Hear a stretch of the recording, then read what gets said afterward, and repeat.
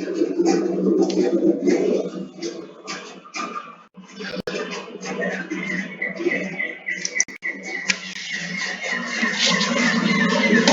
दोस्तों।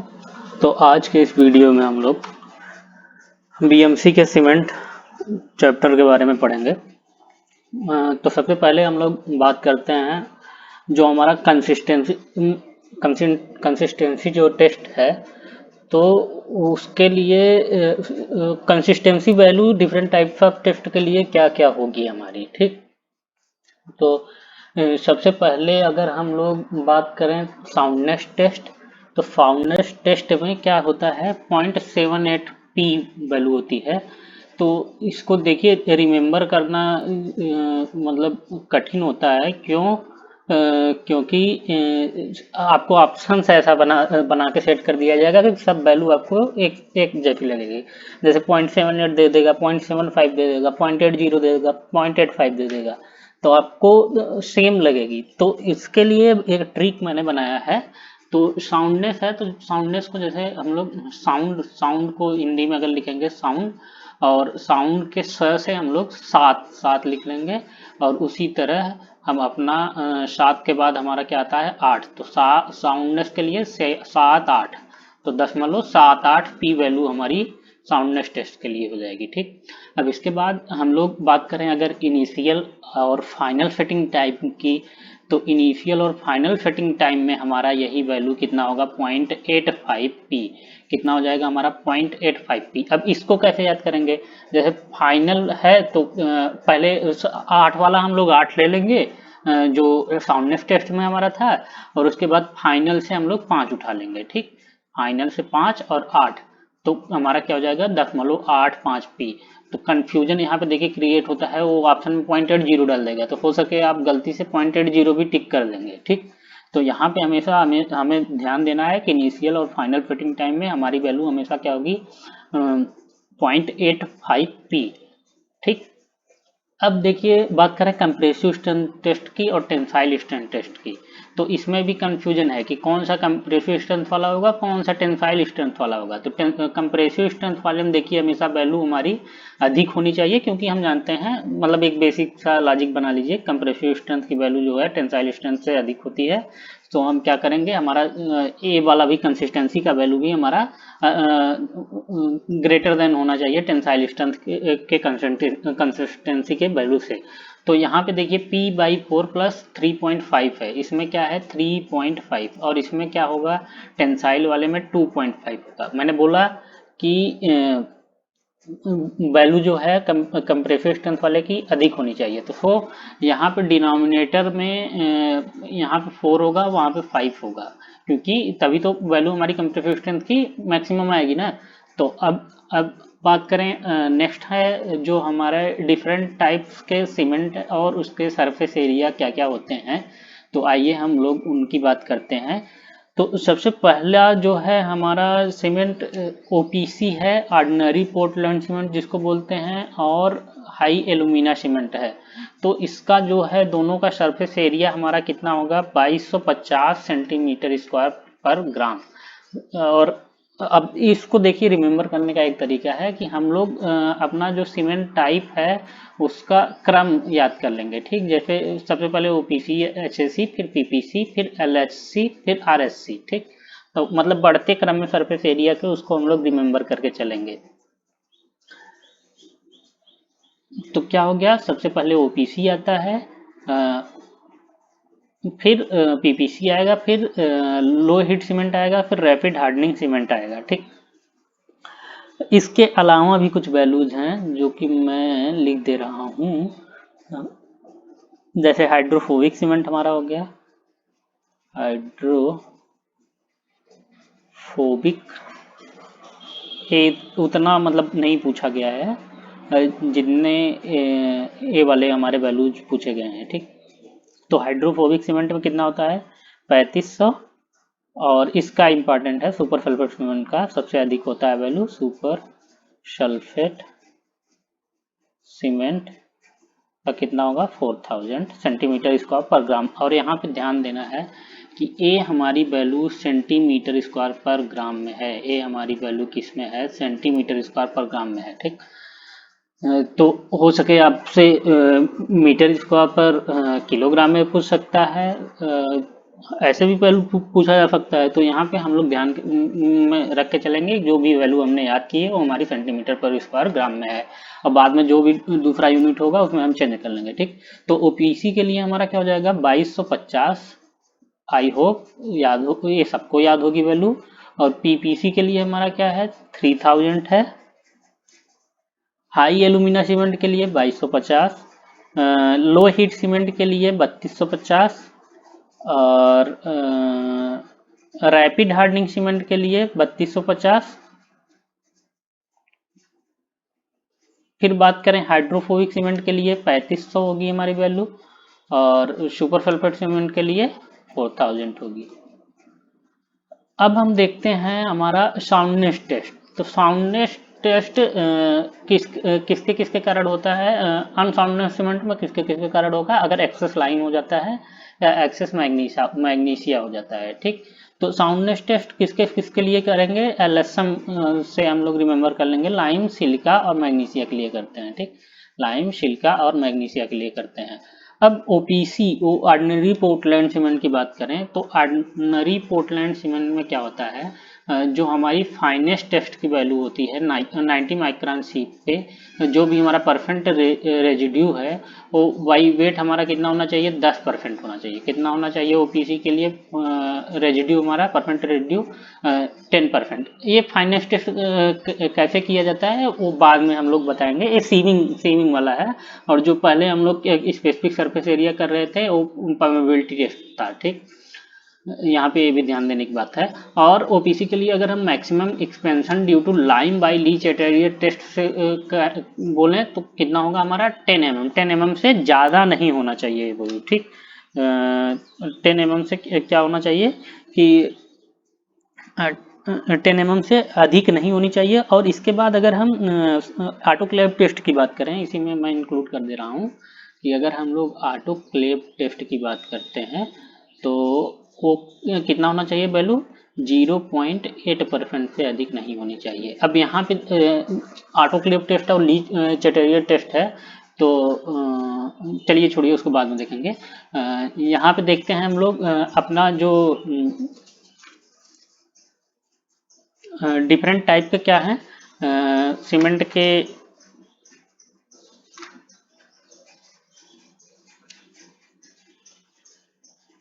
कंपोजिशन जो है हमारा सीमेंट का, उसके बारे में हम देखते हैं।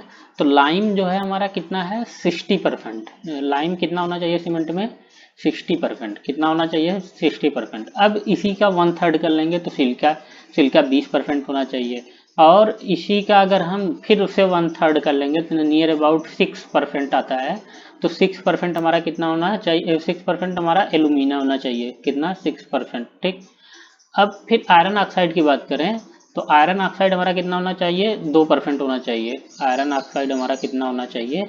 2% होना चाहिए। ठीक, तो इसका भी 6% का हम लोग 1/3 कर लेंगे, 2% आपको मिल जाता है। ठीक, अब इसके बाद मैग्नीशिया की बात करें तो 0.5 to 4% होना चाहिए। मैग्नीशिया 0.5 to कितना होना चाहिए? 4% होना चाहिए। और हमारा मैग्नीशिया जो है किसी भी हाल में 6% से ग्रेटर नहीं होना चाहिए, should not be greater than 6%। इसी तरह सल्फर हमारा should not be more than 3% होना चाहिए। ओपीसी के लिए मैं बात कर रहा हूँ, तो ए हमारा क्या? Should not be greater than 3% होना चाहिए। एल्कलीज 1% से मैक्सिमम ना हो, and gypsum should not be greater than 4%। ठीक, तो हमको ये सब वैल्यू याद करके चलनी है। ए वाली तो मोस्ट इंपॉर्टेंट है, 6%, 3%, 1% एंड 4%। और ये हमारा क्या है? सल्फर का रेंज है 0.5 to 3% के बीच में होना चाहिए, जिप्सम का 3 to 4% के बीच में होना चाहिए। अब हम देखते हैं थोड़ा कि इसका फंक्शन क्या है। जो भी हमारा लाइम है, तो लाइम क्या करता है? स्ट्रेंथ देता है, स्ट्रेंथ देगा, साउंडनेस देगा। ठीक, साउंडनेस प्रोवाइड करता है, साउंडनेस को कंट्रोल करता है, साउंडनेस को कंट्रोल करता है। एक्सेस हो जाएगा तो अनसाउंड सीमेंट बन जाता है हमारा।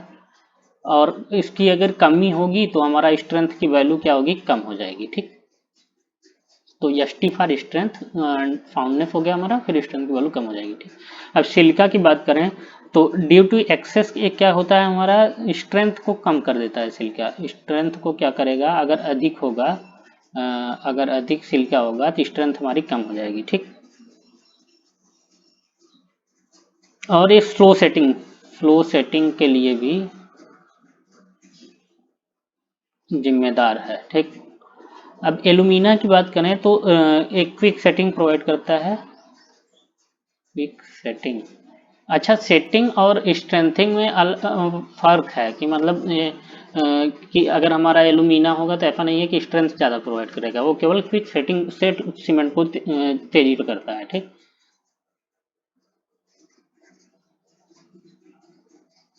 और अगर एलुमिना की मात्रा अगर अधिक होगी तो हमारी स्ट्रेंथ की वैल्यू भी कम हो जाएगी। ठीक, स्ट्रेंथ की वैल्यू हमारी क्या हो जाएगी, स्ट्रेंथ की वैल्यू कम हो जाएगी।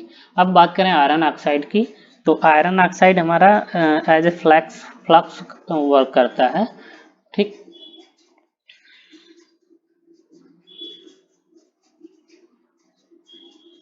मैग्नीशिया की बात करें तो मैग्नीशिया क्या है, कलर और हार्डनेस प्रोवाइड करता है। आयरन ऑक्साइड भी कलर प्रोवाइड करता है, कलर कलर हार्डनेस हार्डनेस, और अधिक होगा तो अनसाउंडनेस हो जाएगा सीमेंट हमारा।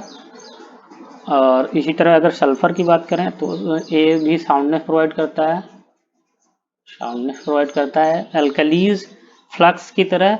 और इफ्लोरेसेंस अगर अधिक होगा तो इफ्लोरेसेंस हो जाएगा और फ्लक्स की तरह वर्क करता है। और क्या हो जाएगा, अगर मैक्सिमम हो जाएगा तो ई फ्लोरेसेंस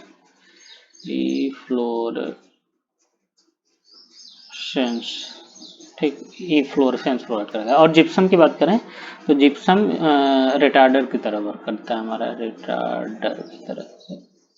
ठीक, अब हम बोगस कंपाउंड्स की बात करेंगे, या कंपोजिशन ऑफ सीमेंट क्लिंकर की बात करेंगे।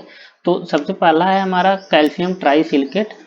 तो कैल्शियम ट्राईसिलिकेट की वैल्यू हमारी कितनी होनी चाहिए, 40% होनी चाहिए। अब इसी से 10% नीचे कर लेंगे तो C3F आ जाएगा, अरे सॉरी, कैल्शियम डाइसिलिकेट आ जाएगा C2S। तो इसकी वैल्यू हमारी कितनी होनी चाहिए, 30% होनी चाहिए। अब कैल्शियम ट्राई एल्यूमिनेट की बात करें तो इसकी वैल्यू 10%। एंड कैल्शियम टेट्राफेराइड की बात करें तो ये हमारा कितना होना चाहिए, टेट्रा कैल्शियम एल्यूमिनो फेराइड की बात करें तो इसकी वैल्यू 9% होनी चाहिए। अब इसको बोलते क्या हैं, तो सबसे पहले इसको एलाइड बोलते हैं। ठीक, C3S को, और C2S को क्या बोलते हैं, बेलाइट, सेलाइट और फेलाइट। C4AF को एलाइड, एलाइड, बेलाइट, सेलाइट और फेलाइट हो गया हमारा। अब हम हीट ऑफ हाइड्रेशन की बात करें, अगर हीट ऑफ हाइड्रेशन की बात करें तो सबसे अधिक हमें हीट ऑफ हाइड्रेशन देखने को मिलता है हमारे कैल्शियम ट्राई एल्यूमिनेट में। मैक्सिमम वैल्यू हमको कहाँ देखने को मिलेगी, कैल्शियम ट्राई एल्यूमिनेट में। कहाँ पे मैक्सिमम वैल्यू देखने को मिलेगी, कैल्शियम ट्राई एल्यूमिनेट में। ठीक, उसके बाद की बात करें तो C3S में देखने को मिलेगा वैल्यू, फिर C4AF में देखने को मिलेगा, फिर हमारा क्या आ जाएगा, C2S में आ जाएगा। तो C3S जो है हमारा इनिशियल स्ट्रेंथ प्रोवाइड करता है, C2S फाइनल स्ट्रेंथ प्रोवाइड करता है, और C3A फ्लैश सेट, और C4AF हमारा क्या है, पुअरेस्ट सीमेंटिंग वैल्यू देता है।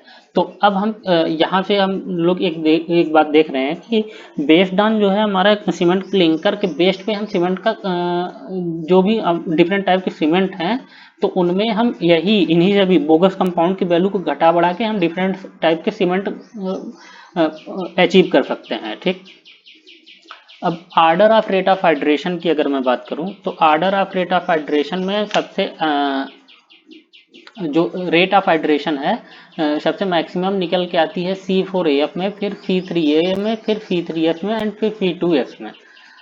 और अगर हम order of rate of heat of hydration की बात करें तो maximum value heat of hydration के केस में हमारा C3A में आएगा, फिर C3S में आएगा, फिर C4AF में आएगा, फिर हमारी मैक्सिमम, फिर लास्ट में सबसे कम वैल्यू जो हीट ऑफ हाइड्रेशन की होती है C2S की होती है।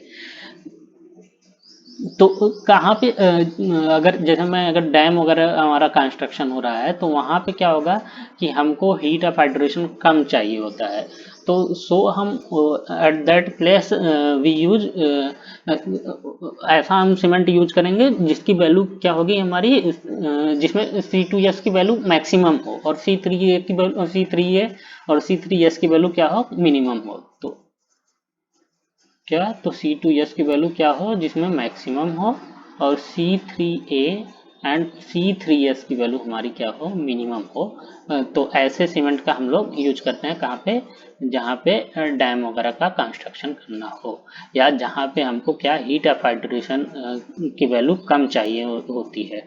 अब अगर हम आर्डर ऑफ स्ट्रेंथ की बात करें तो आर्डर ऑफ स्ट्रेंथ में सबसे अधिक किसका होगा, आर्डर ऑफ स्ट्रेंथ सबसे अधिक किसका होता है, तो C3S का ही सबसे वैल्यू इसकी अधिक रहती है।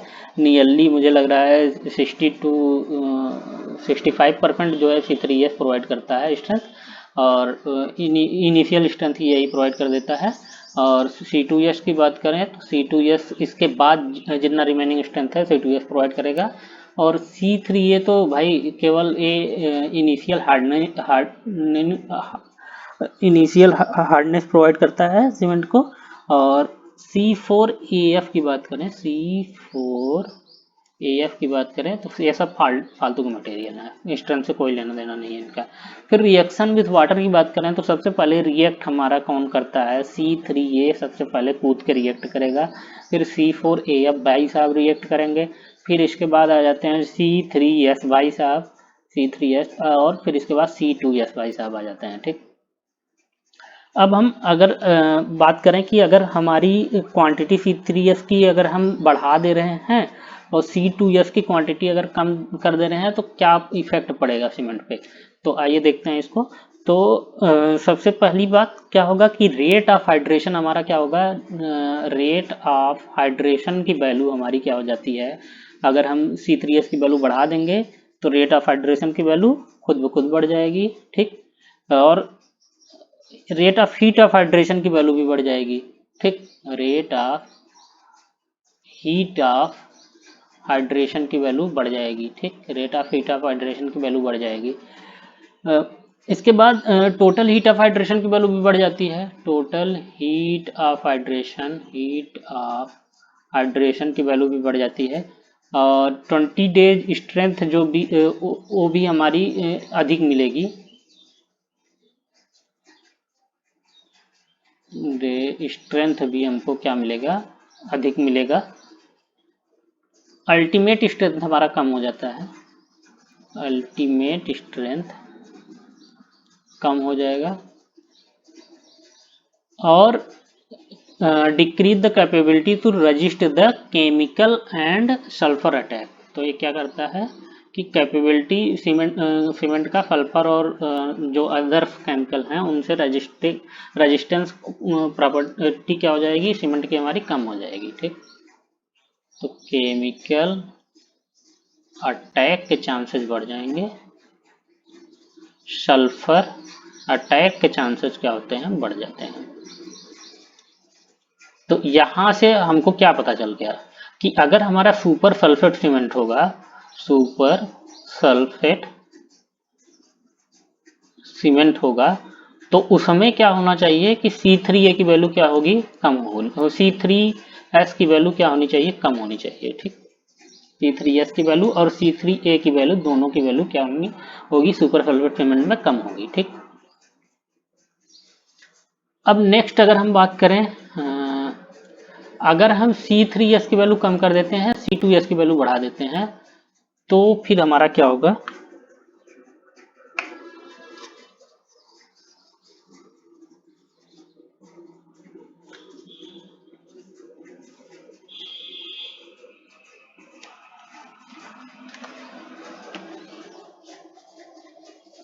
तो क्या होगा हमारा C3S की वैल्यू और C2S की वैल्यू अगर हम तो सबसे पहले इनिशियल स्ट्रेंथ जो है हमें कम मिलेगा, इनिशियल स्ट्रेंथ हमको क्या मिलेगा, कम मिलेगा।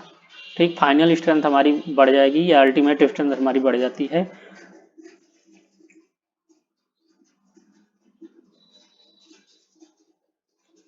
केमिकल अटैक से जो है रेजिस्टेंस के चांसेस बढ़ जाते हैं, केमिकल अटैक से रेजिस्टेंस के चांसेस बढ़ जाएंगे। ठीक, और क्या होगा हमारा, और सल्फर अटैक के चांसेस, सॉरी केमिकल अटैक के चांसेस कम हो जाते हैं और सल्फर अटैक के भी चांसेस क्या हो जाएंगे, कम हो जाएंगे। ठीक, सल्फर अटैक के भी चांसेस कम हो जाएंगे। और ये इसका यूज कहाँ पे होगा, हाइड्रोलिक स्ट्रक्चर में यूज होता है, हाइड्रोलिक स्ट्रक्चर में, हाइड्रोलिक स्ट्रक्चर में। फिर अब सॉरी, अब लगभग क्या हो गया, 20 मिनट का वीडियो हो गया है, और अगर ज़्यादा बात करेंगे तो लेंदी हो जाएगा वीडियो और बोरिंग वो लगने लगता है। फिर अब सीमेंट के जो भी हमारा नेक्स्ट है, जैसे वाटर रिक्वायरमेंट ऑफ हाइड्रेशन और डिफरेंट टाइप के जो भी टेस्ट वगैरह हैं हमारे, तो उनको नेक्स्ट वीडियो में हम लोग बात करेंगे। सो आज के लिए बस इतना ही। आई होप आप लोगों को ये सेशन जो है अच्छा लगा होगा। सो कोई सजेशन वगैरह हो तो आप लोग कमेंट करिए, चैनल सब्सक्राइब करिए। So that's all for today.